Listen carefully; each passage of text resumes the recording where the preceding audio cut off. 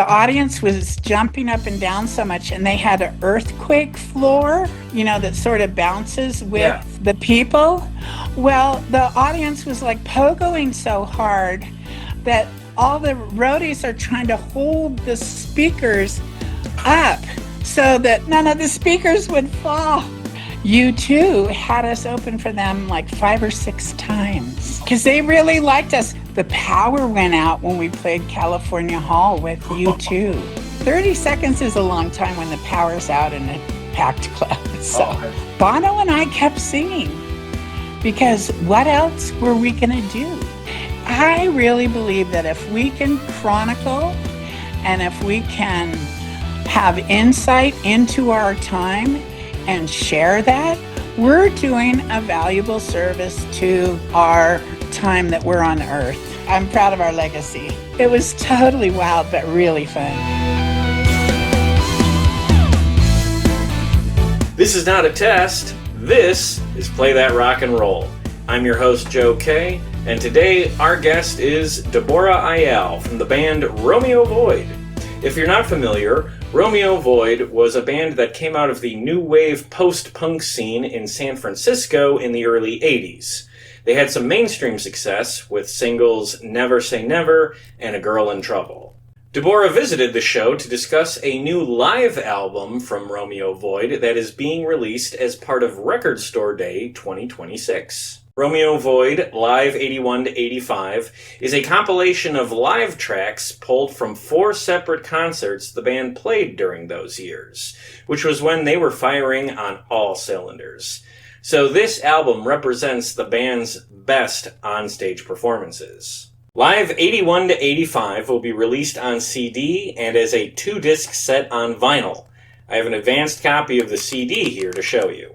It includes a lyrics sheet for all of the songs and some fantastic photos from the band's personal archives. On a side note, I would like to say thank you to the label Liberation Hall, both for this CD and for setting up this interview for me. You should definitely check out their catalog as there is a lot of great stuff in it. In this interview, we talk about some of the most memorable gigs that Romeo Void played back in their heyday, and how they pick the tracks that have been included in this collection. DEBORA also shares her stories of singing on stage alongside Bono from U2 and working with Ric Ocasek from the Cars in the studio. And we even discuss DEBORA's involvement in one of the most notable protest events of the 1960s. You can find DEBORA on Instagram, and you can learn more about the band at romeovoid.com. Also, you can get a CD or vinyl of Romeo Void Live 81 to 85 at your local record store as part of Record Store Day 2026, which is April 18th. And with that, here's my conversation with the lead singer of Romeo Void, DEBORA IYALL.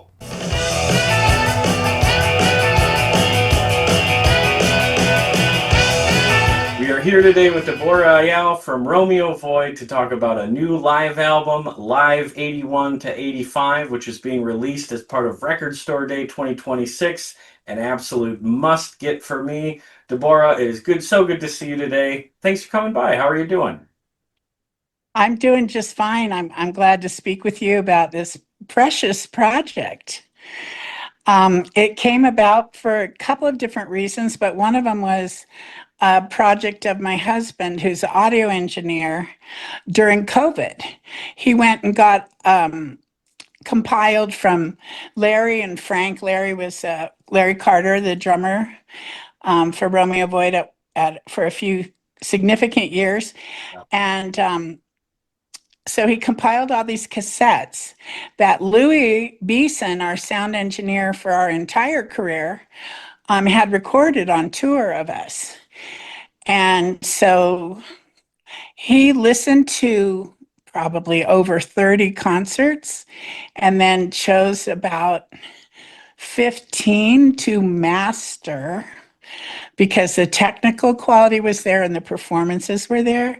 One thing about cassettes is some concerts weren't viable because the cassette ran out right at, like in the middle of Never Say Never. Oh, sure. Things like that would happen. But once we had those like secret dozen that really seemed technically okay, then Frank and I started listening for our favorite performances. And, each of us hears different performances of members of the band in a different way. And so we would finally agree on which were the strongest concerts. And so those make up the bulk of side A and B is from Albany, and the bulk of side C and D is from Berlin. You have recordings from multiple different shows across several years. When going through these shows, have they brought back any specific memories from these shows?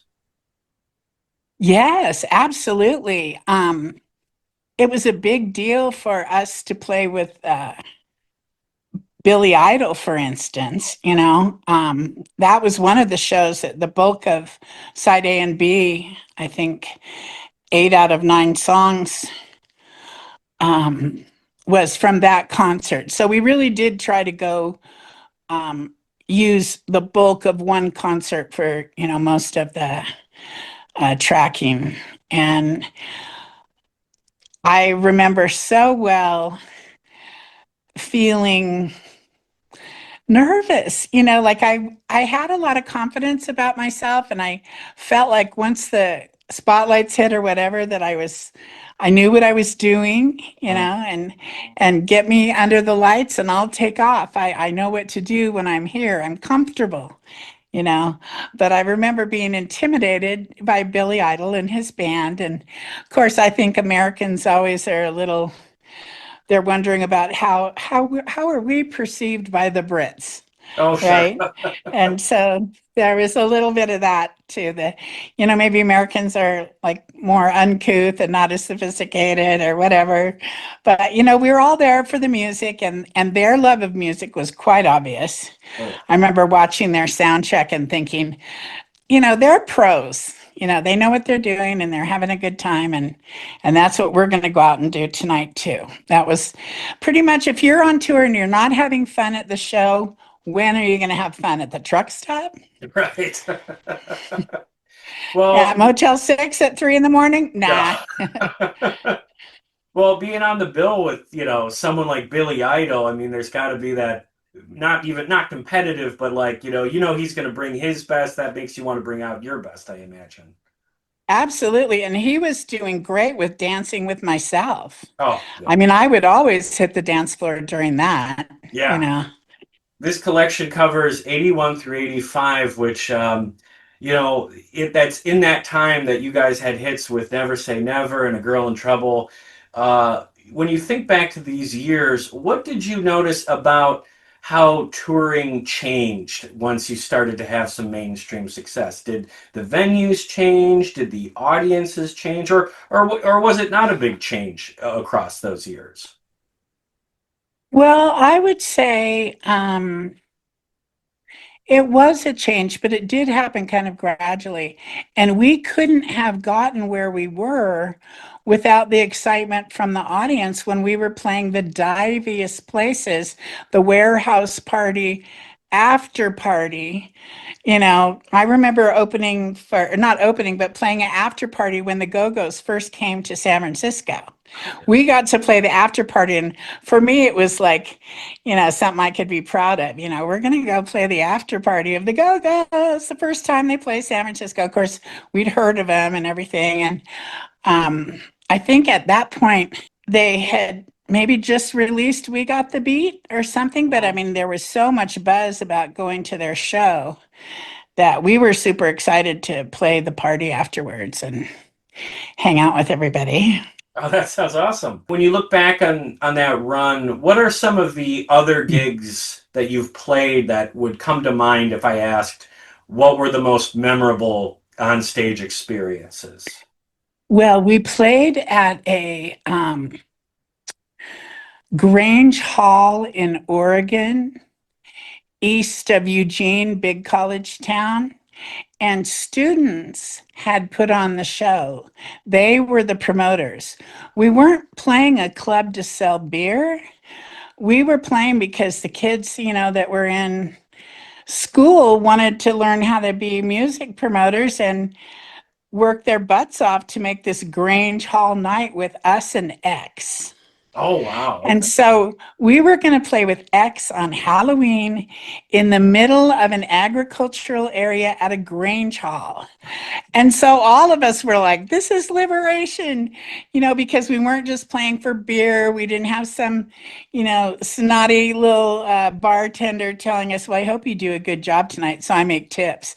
We'd already had experienced a lot of people giving us attitude, from the club side, and to have these eager college students with their big garbage can with ice and beer, dollar beer, putting on the show, it just made it really special. And that afternoon, we watched their sound check, and we were just floored at the power, and I've always just really adored the vocal sounds, John Doe and Exene and Billy Zoom and the drummer. Everybody in that band was great in their own special way. And so it was also because it was Halloween. Oh, yeah. We wanted to make it really special. So the roadies during sound check, like some of our roadies and some of their roadies, all went out to like a farm stand and bought a pumpkin for every single one of us to carve. So every crew member, every band member carved a pumpkin that night. We put little votive candles in it, and we all along the front of the stage were these pumpkins. Oh. And so it just set this great scene. And of course, it's a Grange Hall, so the interior wasn't really drywalled or anything. It was just wood, and you could see the big rafters and the beams and everything. And I'm pretty sure they must have known someone from audio visual to come and help do sound, because the sound in the room was great. And I remember after we went off stage that night, because we played to the nth degree, we played till there was no sweat left to drip from our foreheads. And I remember sitting out on the back of the van, with the back door open, enjoying the night air, and just thinking, I'm going to remember this night. This is really special. Halloween with X in Oregon. That sounds pretty legendary. Yeah, and the crowd was really happy to be there too, because, it was freedom for everybody to be out of the typical environment and be out in a field somewhere. Oh, that sounds to me like the exact true spirit of what Halloween should be for adults. We're not getting candy anymore, so it's like you celebrate with people and music and a good time. Yeah, for sure. Well, you've already mentioned Billy Idol and X and even the Go-Go's. When you look back to the Romeo Void days, who are some of the other bands you remember playing shows with that where you were excited to be on a bill with, who you would go and watch, either before or after your set? Echo and the Bunnymen. Oh, very cool. Oh, what a great concert. Yeah. And we were just enthralled with them. And we opened for them, so we were done, couldn't have nerves, waiting for them to be over, because we were done. And so it was just wonderful. I still find their music so atmospheric and tender and insistent all at once. It's just really got so many colors to it, show of strength. I remember that song in particular. And then we played with the Psychedelic Furs in this little divey club in Washington, D.C. And it was really fun. And I think there were maybe 50 people in the club that hold maybe 150.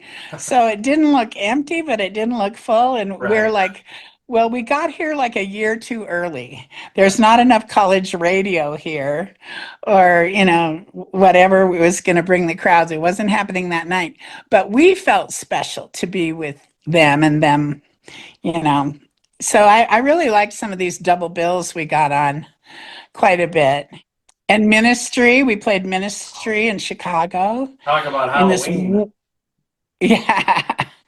And they were actually really nice people. I remember meeting them backstage, and we were all just like hanging out and having a good time. They were very down to earth and curious and talkative, and yeah. Right on. That isn't always the case. Some people are are burdened by being on tour and tired from the drive or exhausted from partying the night before or whatever it is. And, they kind of have their blinders on, like, just get me to the show and I'll do my thing. Right. But, I don't have time for socializing with the other band. And you have to, like, give everybody all the room they need to have a good show. Right. That was always our thing. You never press people. Honestly, I got embarrassed around rock stars a lot. So speaking of which, you too had us open for them like 5 or 6 times. Oh, wow. In the 80s? Yeah, because they really liked us. When they first came to San Francisco, they played a smaller place, and then it was one night, and then they added a second night because it sold out so quick. And so, we played with them 2 nights the first time we played with them, and that was in a club. It probably hold 350 maybe. The next time we played with them was in California Hall, and it was probably 1,200 people. And then we played with them at San Jose State, and it was in one of those great big sort of gymnasium kind of venues that colleges, put bands in. Yeah. And the audience was jumping up and down so much, and they had an earthquake floor, that sort of bounces with the people.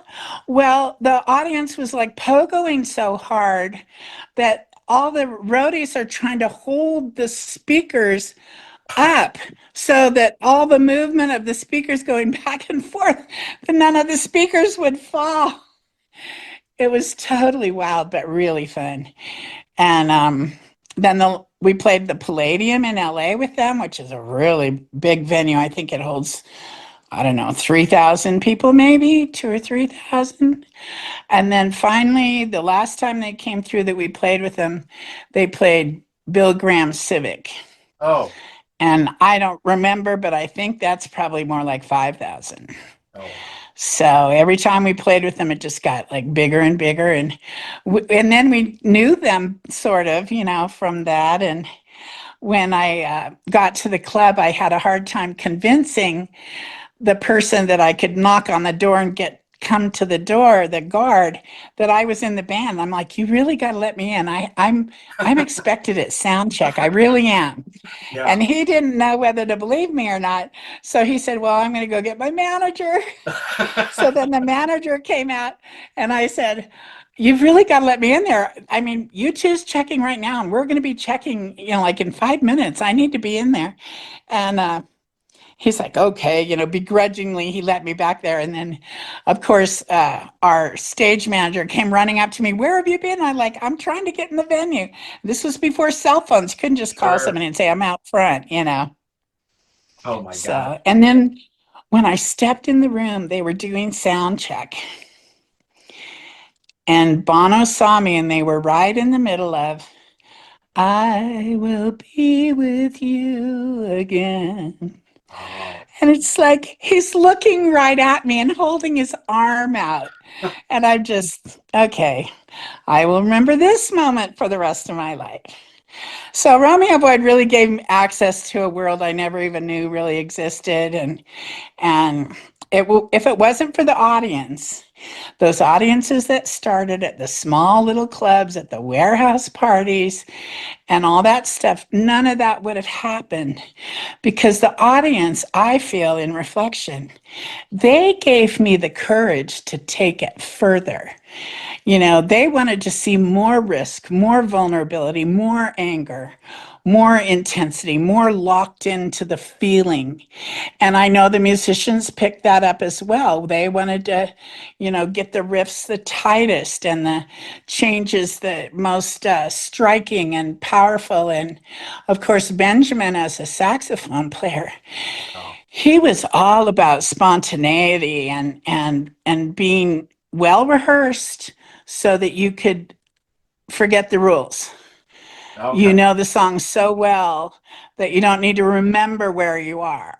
You can just play. You can just respond to the night and how you're feeling. And I always felt like Benjamin gave us that emotional edge and that intelligence from jazz.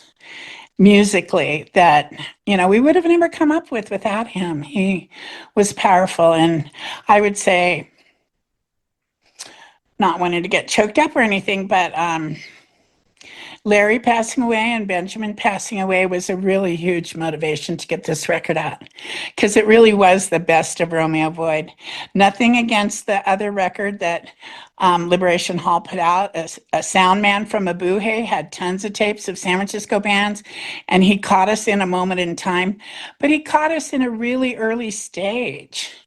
And so we always wanted everyone to, be able to hear what a live band we turned into once we really figured it out and how we found our true chemistry with each other and wrote the songs that could really represent us uniquely.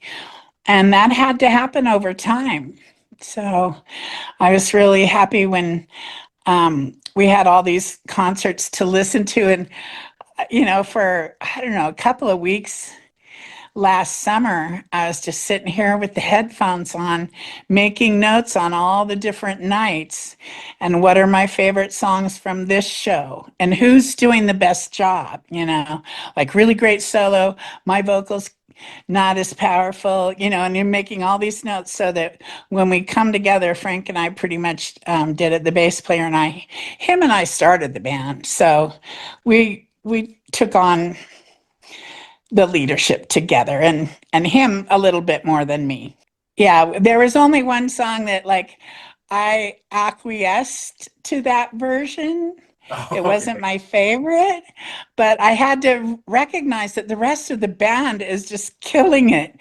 All So right. if my vocal wasn't quite as good as I knew I could do it, I'm going to live with that so that everyone can hear the brilliance of the other players. And I think it's very interesting what you said about the differences of the live albums because albums tell different stories. This new Yes. record is about when Romeo Void had hit their stride and you all were at the top of your game. And that's what I'm so excited to hear because I love this stuff from your later two albums. And going back to your point about your saxophonist, I've always felt that was the secret sauce of the band in layman's terms.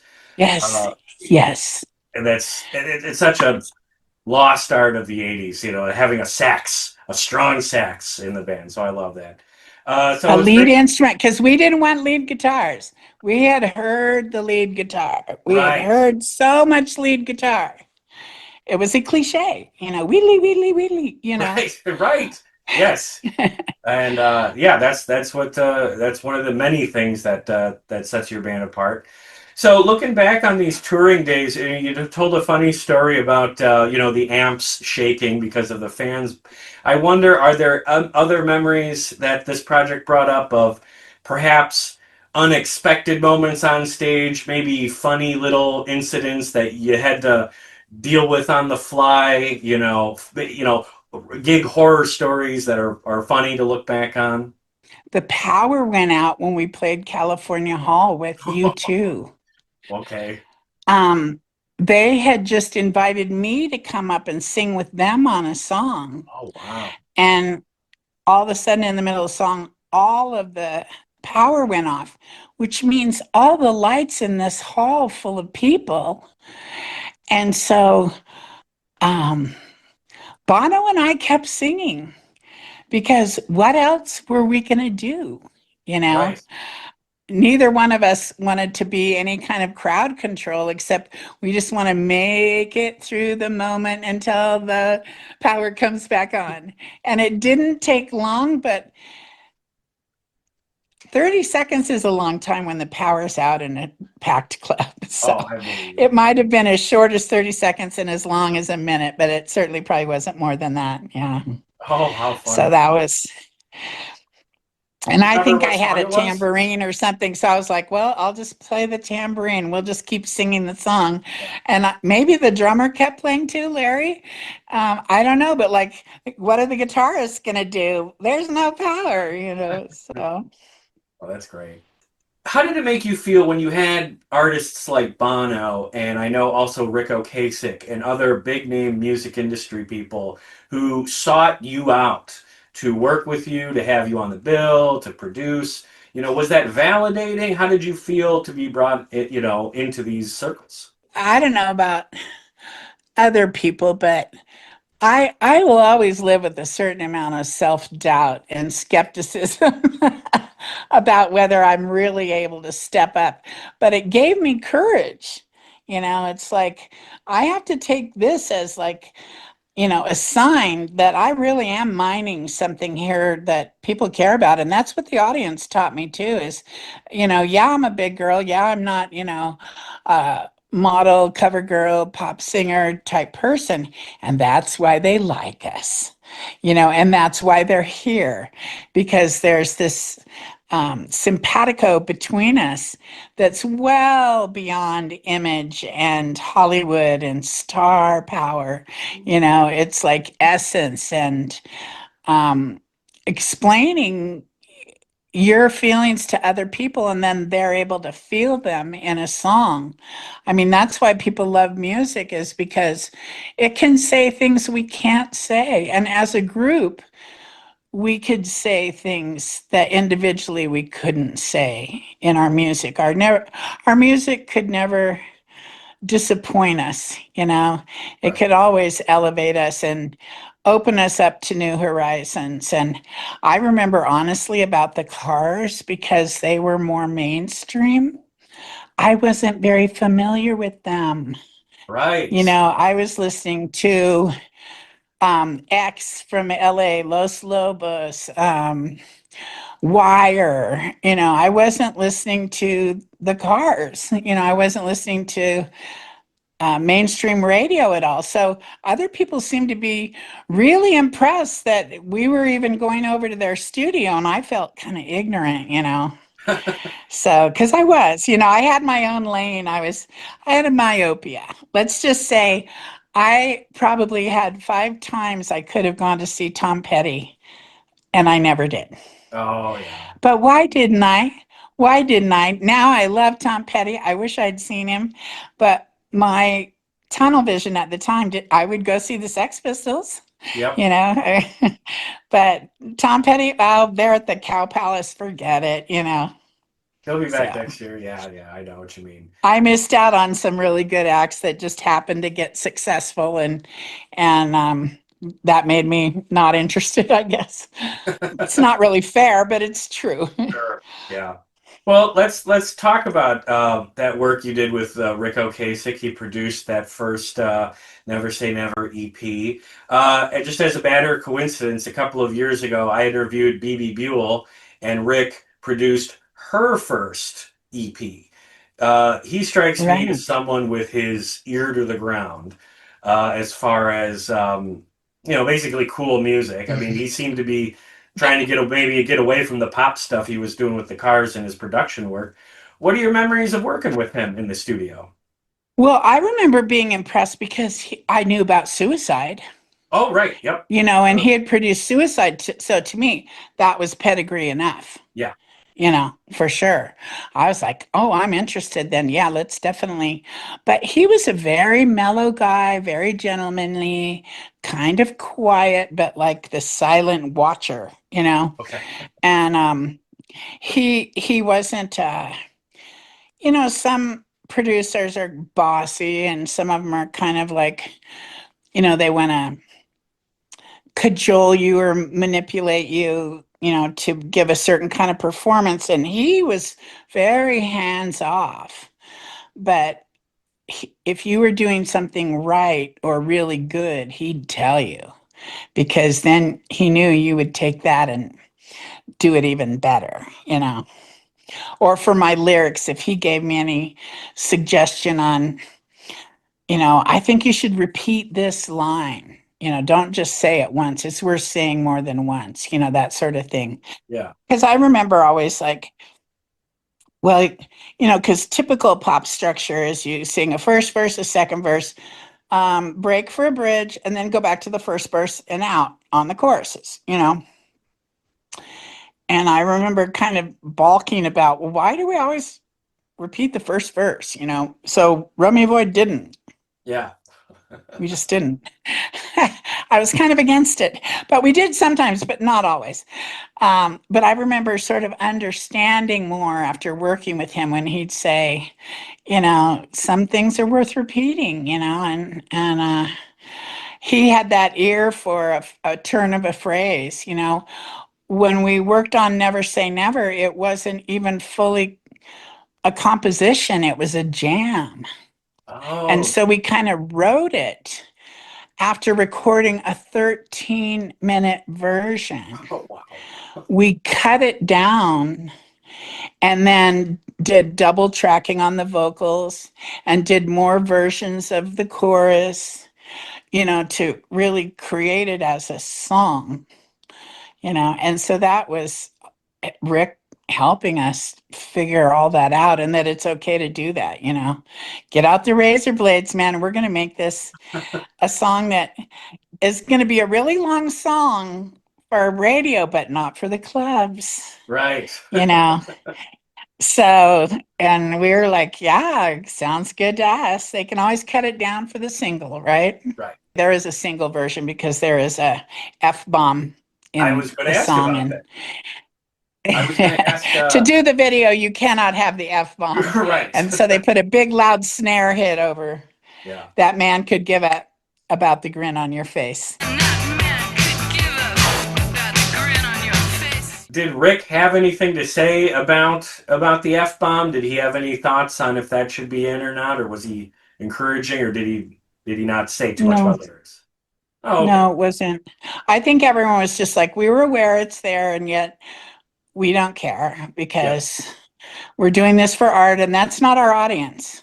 Right. We didn't feel like obligated to a pop audience. We got a little bit of commercial airplay in Los Angeles, KROQ, and then Boston, WBCN, and then that station out in New York. Yeah. I can't remember, but we got a little bit of commercial play in New York and stuff. But there were so many places that our stronghold was college stations, and the shows that we would be on, even on the college radio, would be on the ones that are on after midnight, and you can get away with the F-bomb Interesting. Okay. Late night stuff. after midnight on a college radio station. Right. Oh, that's Yeah, cool. Well, I think about the music video. I love the video, but if I'm listening to that song, I need the proper 6-minute version with the F bomb for the record. absolutely. I agree. Yeah. Years later, when they went to make the CD, the producer who didn't produce it, so not Rick, Right. went in and changed the intro. So on the CD, there's this drum, throom, throom, throom, that starts the song. Not the chunks and chunks and chunks of cheese. And we're like, why did he change it for the CD? He didn't even tell us. The Ah, only way we found out is when we got a copy of the CD, and we're like, that took a lot of ego yeah. to do that. Yeah. But he was a big wig at Columbia at the time, and that was going to be his decision. And I think because it was kind of our biggest success, and he didn't get to get in on it, on Uh, recording that record or anything, that's why he did it. just Anyway, just to put his mark on there somewhere. Yeah. That's yeah, it's the music business. It's carte blanche. If you can get away with it, then, and you've got more money and power and sway right. at the label. Yeah. Well, But we need to recognize that, the labels, can just become a barrier. The marketing can become a barrier between you and your audience. I think yeah, that definitely did happen. Yeah. absolutely. No, that's well said. So, a little off topic here, but I had to ask you this before we go. I discovered Never Say Never through the Grand Theft Auto Vice City soundtrack back when I was in high school. And that game was sort of on the forefront of the whole 80s revival that we're still living with today. Do you get that a lot? Do you hear that from younger fans? Well, yeah. And I became a high school art teacher. Oh, no And kidding. Okay. so sometimes I would tell kids, yeah, I used to be in a band. And they'd be like, really? No clue. And I'd say, well, did you ever play Grand Theft Auto? And they're like, yeah. And I'm like, well, did you ever hear the radio station? And they're like, yeah. And I go, well, they play our song on that station. And they're like, no way. So. Oh, And I that's also awesome. had students who were like, oh, yeah, my grandparents told me to tell you they were at your show at the country club in Pasadena in 1982. So it's like I've kind of heard it all from different generations. And I'm really happy about that, actually. I'm happy that people who grew up listening to Romeo Void have wanted to pass it on, Yeah. to their kids and other generations. I occasionally get an email like, when are you touring? Oh, no kidding. Because somebody saw Never Say Never on TikTok and then found me on Instagram and they want to know when we're going to tour. And it's like, honey, we haven't been a band since 1985. Sorry to say. Right. Well, Yeah. that's so interesting. I mean, to me, good music stands the test of time, and it's reassuring to me that the younger generation, through things like TikTok, is still able to find these classics and they celebrate them. Older songs, get so big and go back on the charts, all the time because of TikTok discovery. I like all the line dancing videos right now. Oh, They use Shaka Khan, Ain't Nobody, yes. and then early in the morning. I'm like all about, the beauty of line dancing to old, grooves that we danced to in the 80s. Even watching the videos are so much fun because I like old MTV stuff. And Yeah. the girl in trouble video with the still images. Oh, love it. That is so much fun. The same director did Burning Down the House. Oh, no kidding. Yeah, Julie Hayward. She was amazing. She's still alive and they just had a retrospective of her video work at the Modern Art Museum. I forget what it's called there, but yeah. Oh, wow. When you were a kid, when you were a teenager, you did something freaking awesome that I just learned about. You were at the occupation of Alcatraz when you were a teenager. And Mhm. I bring this up specifically because my niece is 14, and her classmates just staged a walkout to protest ICE at her school. And yeah, and I remember being that age and 14, 15, that's like when I started to discover politics and how that impacts us every day. When you think back on that event, what are your memories from it? Well, I really, really remember like the fog and the weather and the community. I attached myself to the kitchen Oh, because I went there by myself from Fresno on a Greyhound bus. yeah, And that's I had looked it up on a newspaper out of Aquasasne, New York, which is like a Mohawk area. They were like a big rag back in the day when we had those things. And I remember getting a phone number if you want to go join the occupation when you get to San Francisco, call this number. It's our headquarters. And so I talked my mom into letting me go up over Christmas vacation. I was 16. And I got to the bus station and they're like, yeah, oh, good, you're coming? I was like, yeah. And they gave me the address where to come. And I got there and, that night, a few hours later, somebody took us out to the island and it was dark and cold and windy and right. choppy. And we were on a skiff, with a little motor and there were about 8 of us. And we're bringing supplies of some kind. I don't even remember, but I remember, there were things to carry up the really steep hill. And at the time, there weren't even stairs all the way up. Part of it was ladder Oh, wow. up the edge of the side. Yeah. And it's like, wow, where am I? But I still just really remember that sense of, um, we're going to make a stand. We're going to, be counted. We're going to, put our quote unquote bodies on the line because we can, and it's our time to say something. And I really applaud, was it your niece you said, Yes, or yes. your niece, for recognizing the moment in her time? I really believe that if we can chronicle and if we can have insight into our time and share that, we're doing a valuable service to our time that we're on earth, Yeah. you know? And it's worth doing. If you're going to go to the trouble of participating in culture, let it be known. Don't hide in your bedroom. Go out and, speak your mind. Go to the club, go to the concert. Yeah, just make yourself get into uncomfortable situations so that you can be counted on, and you can be part of the change that needs to happen. Yes, well said. I just think it was so fascinating that you were at one of like the most historic protest events in American history.